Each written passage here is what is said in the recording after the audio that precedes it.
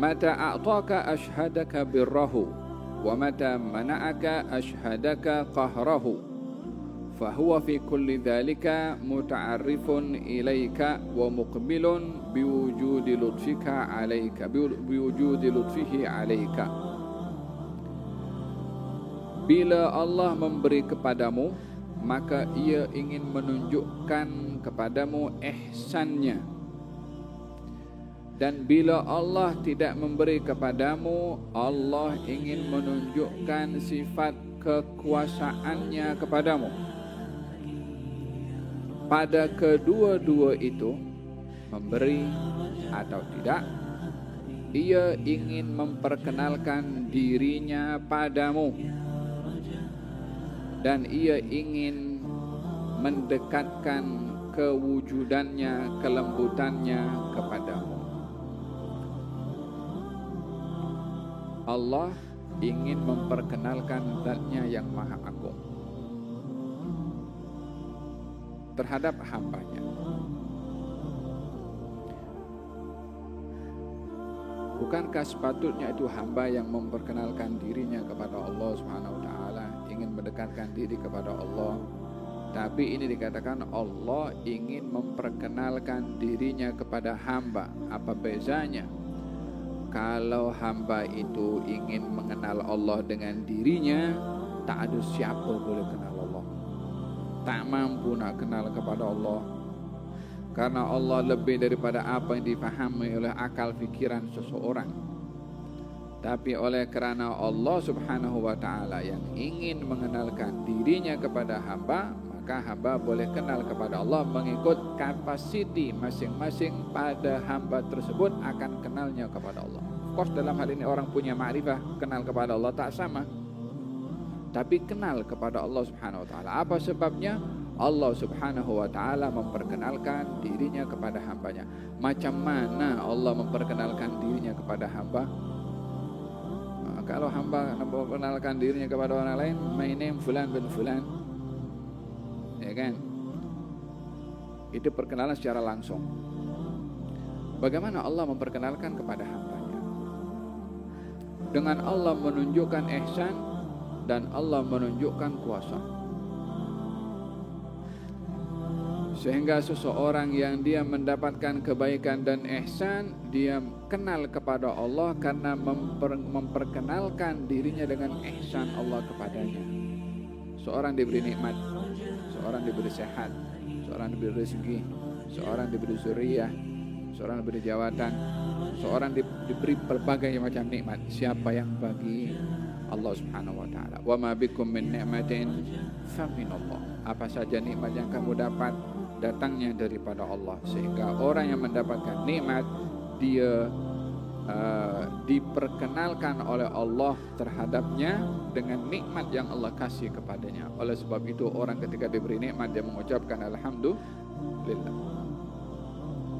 Kenapa dia menyebutkan alhamdulillah? Karena mengakui datangnya nikmat dari Allah Subhanahu wa taala. Dan syarat syukur itu meyakini datangnya nikmat dari Allah.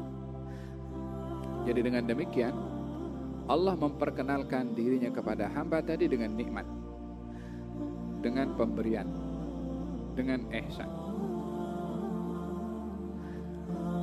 Tetapi tidak semua manusia itu ketika meminta diberi.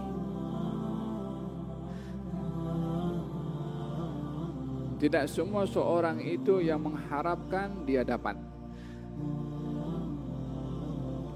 Tidak semua orang itu menginginkan kekuatan, melainkan terkadang sebagian justru semakin lemah. Dan ini opposite daripada apa yang diinginkan. Itu pun juga bahagian daripada cara Allah memperkenalkan zat-Nya kepada hamba itu dengan menunjukkan kekuasaannya Allah untuk hamba itu tidak dapat apa yang diinginkan walaupun hamba itu punya segala-galanya.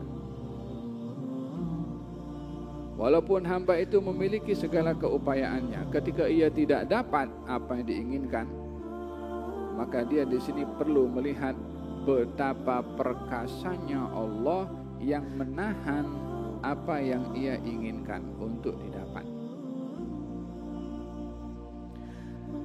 Bukankah kita di dalam salat itu, setiap kita salat kan kita baca Allahumma la mani'a lima a'taita wa la mu'tiya lima mana'ta. Apa artinya itu? Kita berhari-hari kita baca Allahumma la mani'a, ya Allah, tiada sesiapa yang dapat menghalang lima a'taita, atas apa yang engkau ingin beri. Walaupun semua orang itu berpakat dengan satu kekuatan langit, kekuatan bumi untuk menghalang pemberian Allah, maka tak ada siapa yang mampu untuk menghalang bila Allah ingin memberi.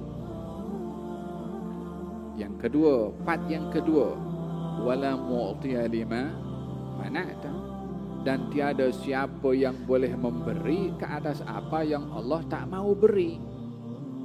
Kalau berhimpun juga segala kekuatan di langit dan juga di bumi untuk memberi, kalau Allah tak mahu untuk mengizinkan pemberian, tak ada siapa boleh beri. Jadi dengan demikian, hari-hari kita baca itu zikir, ianya adalah menggambarkan bagaimana Allah mendekatkan kepada hambanya dengan nikmat, dengan ihsan, untuk orang itu tahu betapa pemurahnya Allah, betapa maha pemberinya Allah, betapa sayangnya Allah. Pada masa yang sama, manusia hendaklah mengenali betapa kuat dan perkasanya Allah, sehingga tidak dipengaruhi oleh sesiapa pun. Kalau Allah ingin menghalang pemberian, tiada siapa yang punya kuasa, yang punya jawatan, yang punya ilmu, yang punya skill, yang punya teknologi, yang boleh mendatangkan apa yang Allah tak mau kasih. Dengan demikian, dia menyaksikan kekuasaannya Allah dan kelemahan pada diri sendiri. Ini cara Allah memperkenalkan zatnya yang maha mulia kepada hambanya. Ada kalanya dengan pemberian untuk kita bersyukur, ada kalanya tidak diberi untuk kita mengenali kelemahan diri dan kita meyakini kekuasaan dan kekuatan dan kekuasaannya Allah Subhanahu wa taala.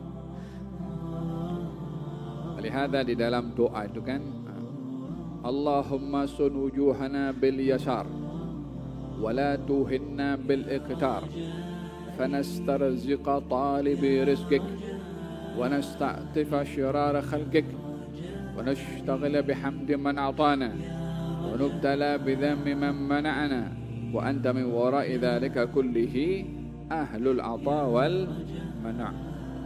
Ya Allah, berikanlah kepada aku kemudahan, lindungilah aku daripada kesukaran dan kesulitan, sehingga kami boleh terselamat daripada tergelincir memuji kepada orang yang memberi kepada kami, dan kami komplain kepada orang yang tak mau memberi kepada kami. Sementara di sebalik pemberian orang itu adalah Engkau, di sebalik orang yang tak beri pun juga Engkau. Tiada siapa boleh untuk memberi kecuali Allah mengizinkan, dan tiada siapa boleh untuk menghalang kecuali Allah yang menghalang. Ini juga cara Allah Subhanahu wa taala memperkenalkan kepada hambanya dengan ihsan dan juga dengan al-qahr, dengan kekuasaan dan kekuatan. Itu pun dimaksudkan oleh Allah untuk menunjukkan kelembutannya kepada hamba. Ada kalanya orang itu tidak diberi, itu adalah satu pemberian. Kita dalam hikmah yang sebelum ini, dalam kitab yang sama, Al-Imam Ibn Atha'illah Sakandari pernah berkata, katanya, mata fataha laka babal fahmi fil man'i adal man'u huwa ainul 'ata. Bila Allah membuka pemahaman kepada kamu, bila Allah membuka pintu pemahaman pada kamu untuk mengetahui hikmah di sebalik tidak diberi, maka kamu akan memahami tidak diberi itu adalah satu pemberian. Ada kalanya tidak diberi satu pemberian. Dengan demikian seseorang itu bila meminta kepada Allah Subhanahu wa taala, dia confident dan dia yakin diberi atau tidak itu satu pemberian. Kalau diberi alhamdulillah, kalau tidak diberi juga itu satu pemberian dan dia mengucapkan alhamdulillah. Bahkan sebahagian orang itu akan merasa selesa bila tidak diberi dan akan merasa sedih bila diberi karena khawatir pemberian itu adalah satu istidraj. Semoga Allah Subhanahu wa taala menganugerahkan kepada kita hakikat pengabdian kepada Allah Subhanahu wa taala, beribadah kepada Allah karena Allah adalah Tuhan yang layak untuk disembah. Kalau Tuhan yang layak untuk disembah kita sembah dan dia terima ibadah kita, surga neraka kan dia yang punya, dia yang pegang, dia bolehlah untuk nak buat apa saja. Of course kepada orang yang dia menumpukan ibadahnya kepada Allah akan dicukupkan daripada apa yang ia takuti dan akan diberi apa yang ia harapkan. Allahumma inna nas'alukal jannah wa ma qarraba ilaiha min qawlin wa amal wa niyatin wa i'tiqad wa na'udzubika minan nar wa ma qarraba ilaiha min qawlin wa amal wa niyatin wa i'tiqad. Sallallahu alaihi wasallam Muhammadin wa ala alihi wasallam walhamdulillahi rabbil alamin.